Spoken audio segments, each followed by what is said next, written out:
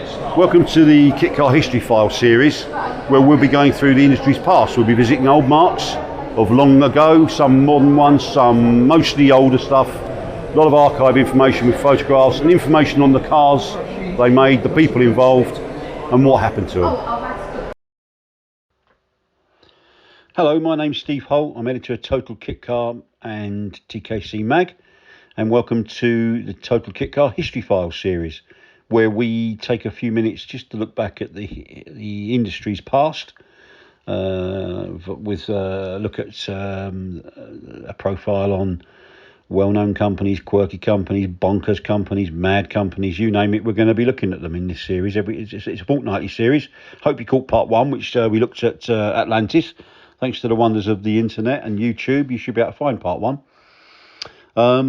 This time we focus on a quite a quirky company called ALBAR, who hailed from Switzerland but did have for about 4 or 5 years their own quirky UK agent based in North London. But more on that in a moment. ALBAR was based in Switzerland, which that country's got a history of interesting vehicle manufacturers such as Monteverdi, Subaru, Rinspeed. And ALBAR Mettler, or Alois was his real name, but everybody called him Al. You can call me Al and all that. He was like a Franco Subaru, or Frank Rinderknecht, in many ways, maybe on a smaller scale, but in his homeland. 1978, he began, he set up a company called ALBAR, and he began importing GP Super Buggy, the long wheelbase beach buggy from GP projects in the UK. He then went on just slightly to rework that for his own market, which was fine. And it was called the ALBAR E.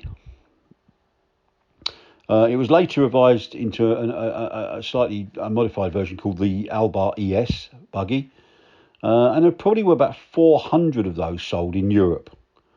However, when he set up an agency in the UK called 162 Engineering in Edmonton, and that buggy was sold by them, and that really caused a little bit of a kerfuffle between GP projects and ALBAR. But I think Mettler claimed it was revised sufficiently for it not to be the same car. But anyway, that's another story, and not for this this video.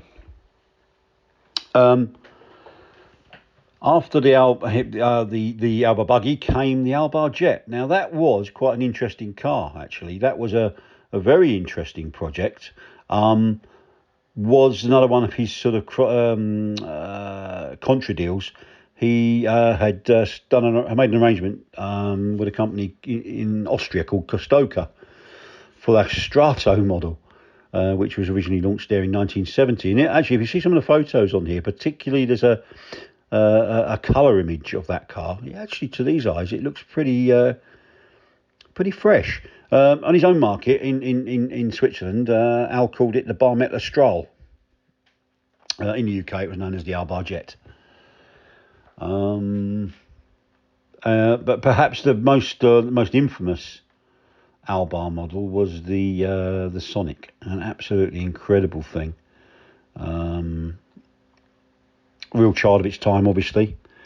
Initially in Mark 1 form, it had an amazing lineup, and you can see from the photo of the Mark 1 we've put up here, 7 headlights, as you do, and came from an era of faux exotica in terms of kit car terms, and it was based on Beetle, like most were, and it had Beetle engine, Beetle floor pan. Although the Sonic probably made even like things like the Charger look quite ordinary, I think. It was launched at the Geneva Motor Show in 1978, so certainly ALBAR Mettler wasn't messing around with it. And indeed, in Europe, in Switzerland, Germany, etc., he sold 200 of them.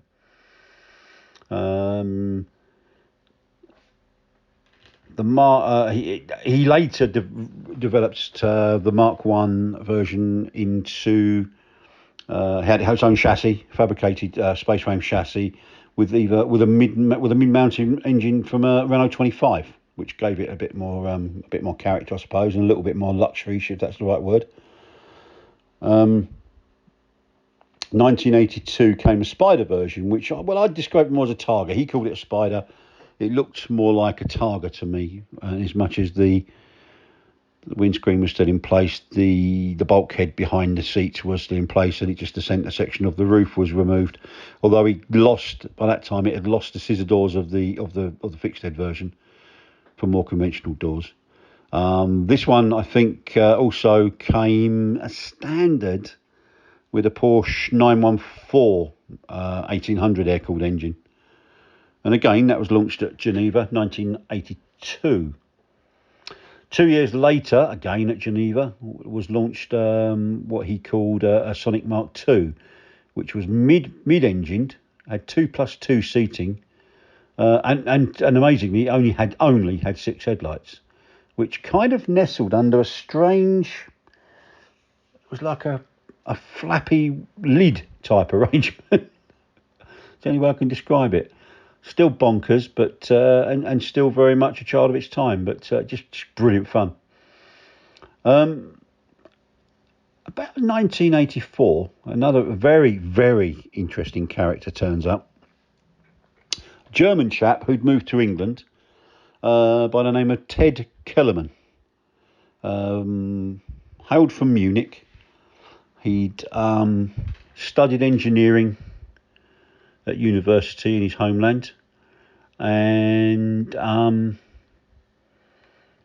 was a clever chap, really clever chap. His father was a notable engineer in Germany, and he was a clever lad. He was a nice guy, spoke English very well, but clearly he was wired slightly differently, because I think after either he dropped out of technical school in Munich, or just after that, he went off to Iran and became a truck driver, which was, as you do. And then after that, he came back to Germany, then swiftly moved to Amsterdam, became a bus driver. But he wasn't, not for Ted. Was it going to be the number 42 from Amsterdam city centre to the gasworks? Oh, no. He was on the Amsterdam to Delhi route, which quite a long journey, that one. So he did that for 5 years, I believe, before he moved to the UK and set up a company with 2 travel agents branches in the North London area, Edmonton, in fact, which, for the record, if you're not familiar with England or indeed London, it's in the north of London. It borders Walthamstow and Tottenham in the borough of Haringey. Although he later moved to another base in Bethnal Green, but that's another story. Now, by the time he'd taken on the ALBAR agency, Ted had opened a garage. He was a mechanic, actually, became a mechanic in a garage. I'm not too sure. From memory, I think he might have had people running his travel agents, and he was a mechanic by day. I don't know. I can't quite remember that. It's a long time ago. But he did set up a company called 162 Engineering. That was his engineering company that acted as agent for ALBAR and did the shows in the UK, Stoneleigh and such like. Well, all the shows, really. He also did a tuning exercise and a body conversion kit for Jaguar XJ6 Mark III, I think it was, or maybe Mark II as well. But he was doing that, and in fact, one of our photos shows, I think it might be Sandown show, in the mid '80s, where he's clearly got an ALBAR Sonic, an ALBAR Jet, and just spot the headlight arrangement of an XJ6 on his stand. So that was quite good. So he marketed all 3, although the buggy perhaps wasn't quite so active because of the issues with GP. But Ted was certainly a character. In February 1984, he got hold of a Cosworth DFV F1 engine, and he inserted it into a Beetle-based ALBAR Jet, which I never saw that car or got anywhere near it, but it must have been absolutely terrifying. And the Sonic, as far as the Sonic was going, he marketed the Swiss spec versions, but he actually introduced what was effectively a Mark III in 1985, I think.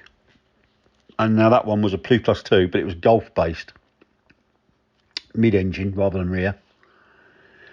And he sold 6 of those, all to one Arab sheikh, I believe, who bought 6 of them. Ted had his own demonstrator, which had a board, from memory, had a bored out Porsche 914 engine, although 6-cylinder Renault 25 was again an option. I do recall, actually, a colleague and friend, Chris Rees, who described, I can't remember what, probably Which Kit magazine, described the Sonic Mark II as, very memorably, Chris has got a good turn of phrase, it was less dramatic, more drastic, which I thought was quite descriptive. In his homeland, Al took Kellerman's Mark III version and came up and revised that to make his own Sonic GT. But that one never came to the UK. And in any case, it was just a development of Ted's version. Poor old Ted moved off the scene, disappeared in about 1987. Not too sure what happened to him, but he was a good guy. Very, very, very amusing. And as I said in this episode, a very interesting character with an interesting past. He probably sold 10 cars in all in the UK. There's probably about 500 or 600 ALBARs in Europe, mainland Europe. Ted, bless him, did about 10. He did 6 of those mid-engined Sonic Mark IIIs. He also sold 4 in the UK of the Mark I with the 7 headlights, although I'd love to find out what happened to those 4. Someone must know where one of them is, at least. Please tell us. I guess ALBAR, I believe, carried on to about 1993, 1994 in their homeland. They never really visited the UK again with any of their cars after Ted departed the scene. But they actually, there was a German film called Killing Cars, which featured an ALBAR Sonic in it. Although it was called, from memory, what was it called? The Corda World Car in the screenplay. I've not seen the film. It doesn't sound very riveting to me, to be quite truthful, in all due respect. But there we go. But I hope you enjoyed part 2. 2 weeks' time should see us release series part 3 in the series, which if you enjoyed these last 2, the first 2, you're going to enjoy part 3. We'll ensure that. If you've got this far, and do forgive me, I'm not used to this voiceover malarkey, so I'll do my best to improve, but I hope it hasn't spoiled your enjoyment, my umming and ahhing, but there we go. But if you have enjoyed it, by chance, please could you, if you haven't done so already, could you please subscribe to our channel, if I may ask you. It does really help us. If you click the subscribe button, it doesn't cost you a penny. And if you make sure you also just click the all button, you'll get notified every time a new video drops, be that one of Neil's on our channel, his monthly feature video, or one of my Total Kitcar History series videos. So please do that. That helps us, and you'll be notified, and you can sit back and enjoy 10 minutes of Kitcar history. We've also, if you could also just whack the thumbs up button. As I said, I keep saying I don't know much about these things, but I'm told that that by doing that really helps, and also it ensures that things like our video, like this one, do appear in your feed, which is useful. Anyway, my name's Steve Hull, and thank you for listening, and I hope to see you next time. But thank you. Bye bye.